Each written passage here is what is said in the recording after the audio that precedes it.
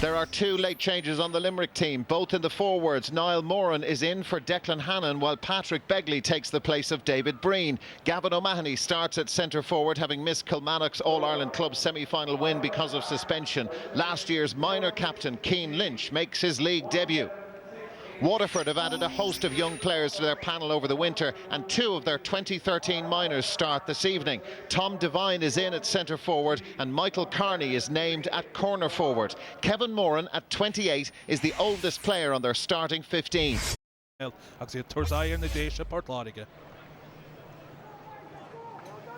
Racer gan chlufa seo sinna fear chorca column lines a caisteach a líróid chá arú dhearnach a in Limerick níl Declan ná Hannon ná David Breen a gimmert mar sin Patrick Begley agus té agus Niall Moran seachún Paul Brown steach sinnig Begley tá sé Begley in fear mór Begley sinna gertúirt fi chúil a straci an bouta sin Patrick Begley stéidim an na cairnlaige bhí go divan a deir an Racer column lines agus gan caite ach 50 second imara bei puck éidir cin seo ag Limerick Paul Brown in sin a cudisteach in Cianchin agus an fearmór Patrick Begley gaffal in Cianchin agus an puck éidir a Bruntaig an réitsóid.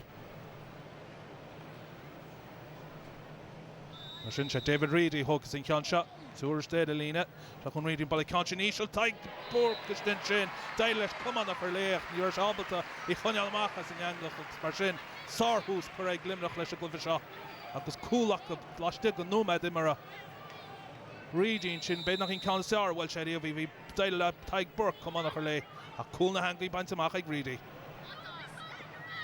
Paul Brown I ríist chu leis a gan sin tuí Kevin Moran go fort lárig a Moran a cá gan síomhide ach gimar tír talína lechúil gamór fada as ochtú slát boilte Kevin Moran captain na nation sin ó chumann del sal. Conchnig Moran wedi'r wan ele cani siol ystach sa gúne. Prospect des trasna agus deisio ag Mial Brick Welsh sin go fort lárig agus Michael Brick Welsh about the sin. Siol in Cianchin ystach. Barry bhí gimmert mar lechúil I lár le blianta bag an os. Wayne McNamara in the Hassan sin go Limerick an éon ar pass go dascadí Gavin O'Mahony agus O'Mahony isteach hadis a drasnan. Barcil wachaló go gemsú cooling desk go Limerick. Stephen O'Keefe contact stíadach sí sa lár go fada le. Kevin Moran an pass lábha siar an seo go fada le. Austin Gleeson, Farrow Craven na héan sna minú rábblion chun Austin Gleeson a sin a lechúil I láid. Sár scór Abshé Gleeson ar fada tíoch chuin buc amach by Stephen O'Keefe go Kevin Moran agus Gleeson ábaltíoch nó.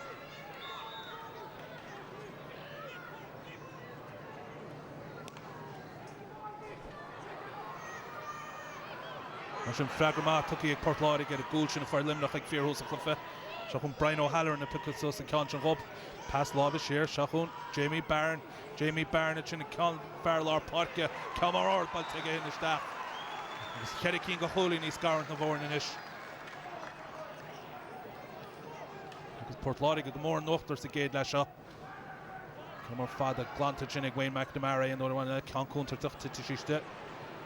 Gáil siar sin tá lá chulaí sin Barry Coughlin glagéireacht ag Coughlin an pass lábha amach seachún Cian Lynch an Barróg 8 mbliana ag dé agus seola Cianchin isteach hadidir sin trasán. Bhí deisig na déis sin Cianchin ag cleoch nó ní éidir op sin I dhéanamh agus pianos chur arbe Cian Lynch. Tá Condon na sin an pass lábha siar. Seachún captain Limní Donal O'Grady pass lábha isteach Gavin O'Mahony. O'Mahony Camar Ord ball teig O'Mahony. Agus Sarcliffheimer teig Gavin O'Mahony sa géad lein seo. Gul Limerick agus Colleen Lamshiega. Ball na Cianchin, Richie McCarthy, Connie Schultz, so fad na tíblína. Aile Kevin Moran na Cianchin na chunealiste. Moran pass back das, so fad na tíblína. Tuí so sa agus deisir sin ag na déise agus na Cianchin seoltaisteach hadis a drasna nachab. Agus na déise go mór chun cíine seo sa géad le fars bar cheirigh cín go cholaí náid a carta le híon na seach. Páric Mahanín sin a chuirigh Cianchin so trocha tosaí. Cianchin bóta go das an pass lábha ar eise go O'Mahony balta leis an tíblína Páric O'Mahony sin sár scór Amshiega go fort láige.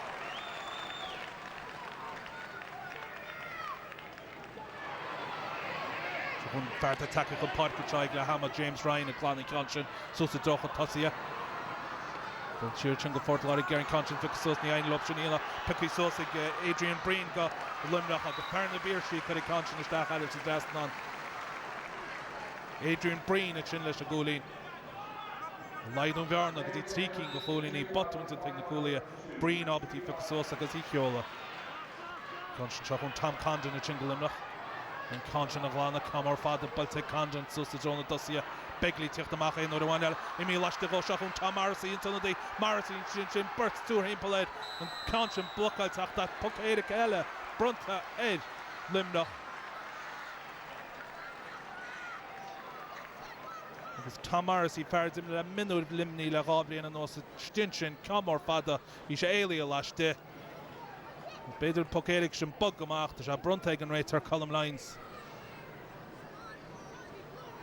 Sin by Dishig Limerick and Nora Pukeda Cam Shusuk Livisha Shahun David Reid in Farkin a huggy kick on the conscious Baltic stick Garnell the hangy go hard Shin is still more than a Leon Looks Marshin go Hubban on the Fornia whole score and shot fight the nail and conscious Baltic a hauling egg David Reid in your Shansig Coolish Dedelina Michael Brickwell Shiklani Conscious Amaka The nation pass back to Astor Stach against Falish Tunnedy Shane Bennett. Shahun Shane Bennett to Balling Johnson.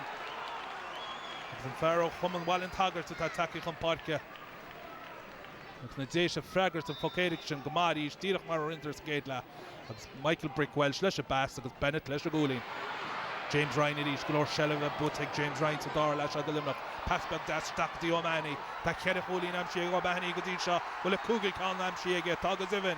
And Shin Gavin O'Mahony, Sarcliffe Eimer take a gunner and Bala.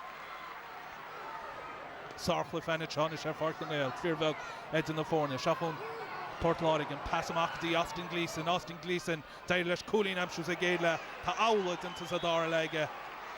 The Sar score Amshi Chenig Austin Gleeson, Axni Latrabach and Coolin on it east.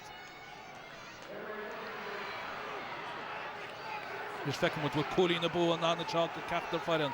Shot on the Conscience Botek Limerick and pass him off to Shawnee O'Brien and Tunnedy Galero in there. Pass Lava Gadin Long Holy, Richie McCarthy, Dirach our Lord Parka, Camarard, Baltic McCarthy, Agatha Limerick and Keane, Agus Mutirach and Mishtach and Coots of Gertia, Agus and Long Holy Chin, Taki Nice in the Parka, Richie McCarthy, and pass by O'Brien, Sar score, Amshieg Limerick, Agus Long Holy, Richie McCarthy. Nish will Portláric Gobble to Coolin a whole score. I'm sure here to Stephen Welsh, go Limerick and Conscience Bishlamach. Picky so like Brian O'Halloran, Pat Fad at Strass in the Park. Will end up the Conscience Amshu. Shahun Potty Prendergast Doubleto. Shahun Prendergast to Tortry Colleen. Prendergast go hard, double Prendergast go green. Pound the Fornia whole score. I was by the pointy ring to chart Fart Manile. The Fornia clear no whole score. I got Potty Prendergast. There's a book here, not going to Right, Chuck. A couple of sucker blows along the way, like we had a penalty early on in the game to come back. You know, we were coming here and we were targeting the first 15-20 minutes to go behind straight away. Obviously, could be disheartening for a particular team, but you know, to dig in, stick to the game plan if you like, and you know, to be hit with another penalty in the second half and come again, you know. We didn't play particularly well in the first half. We got a good start, but kind of Waterford came into the game strong after that, and they were 4 points up at half time. But in fairness, our lads in the second half, that performance was very strong and very good. Ultimately, last year we just felt there was times where it didn't hurt enough for us, or there was probably shame in some of the defeats. This year we just don't want any shame in any of the defeats. We want to dive with our boots on and be conscious of who we're representing. But you know, look, it's a long process. As I said, I think we ended up with 621s on the field, you know, as opposed to Keane Lynch was the only under 21 for Limerick. So there's going to be ups and downs, and that's not just looking for any type of solace. That's the reality, you know. Well, a ding-dong battle in Limerick, and I think that Waterford will be thrilled to have taken a league point home with them last night. Michael, Gavin O'Mahony played in that match, played an important part in it indeed, and it's unusual to see a guy with a big club commitment coming up in a few weeks' time at the All-Ireland final being involved, but then he needs the game time, I guess. Yeah, certainly it was probably the story of the game. He needed the game time. He's only back from suspension. Kilmallock in the All-Ireland Club final next month. Gavin O'Mahony was cited as centre forward, somewhere he plays with his club, but he played a pivotal role there last night. He was kind of playing in the pocket, and Waterford probably allowed him too much space, but every time he was showing for the ball, he was playing with great confidence, and he finished the game with 5 points from play. But I suppose that would be a serious option for Limerick as maybe this year as well. He's formed for Kilmallock going into the club final, but also for Limerick maybe going ahead in the year ahead. He might be a serious option from there in the half-hour line. Again, Waterford probably allowing him too much space there, standing a bit off him. He was playing the pocket. Limerick picked him out well. And to finish with 5 points is very good shooting this time of year. So he was pivotal, I suppose, himself. 5 points from play. Paul Brown as well from midfield had another great game as well for Limerick. And the two of them scored 9 points from play. Yeah, absolutely. I was interested there, Donal, in the comments of Derek McGrath, the Waterford manager, at the end, in referencing last year and so on, and talking about the pride in the side.